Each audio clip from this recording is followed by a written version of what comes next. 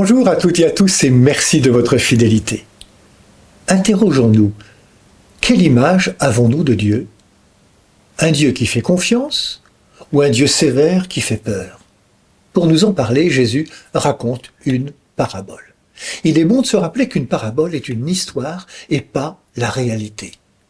Une histoire qui volontairement grossit les traits pour nous appeler à réagir. Oui, c'est une histoire devant laquelle il est difficile d'ailleurs de ne pas réagir. Une histoire qui nous laisse la liberté de la réflexion. Elle suggère et n'impose rien. Une histoire qui parfois provoque, et c'est le cas de la finale de cette parabole. Que dit l'homme de noblesse au dernier serviteur? Retirez-lui cette somme et donnez-la à celui qui a 10 fois plus. Et il ajoute, quant à mes ennemis, ceux qui n'ont pas voulu que je règne sur eux, amenez-les ici et égorgez-les devant moi. Il est intéressant, pour bien comprendre, de préciser le contexte dans lequel Jésus se situe au moment où il raconte cette parabole. Ceci est mentionné d'ailleurs à la fin de l'Évangile. Après avoir ainsi parlé, Jésus partit en avant pour monter à Jérusalem.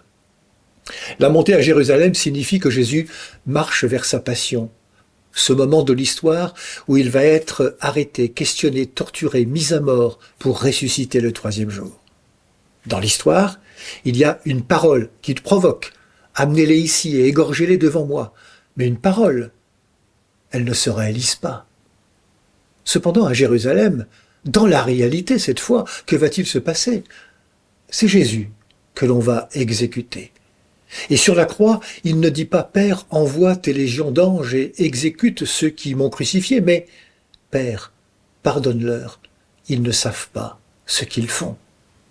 Soyons de celles et ceux qui mettent leur confiance en Dieu, dont le pardon et la miséricorde sont la manière d'aimer.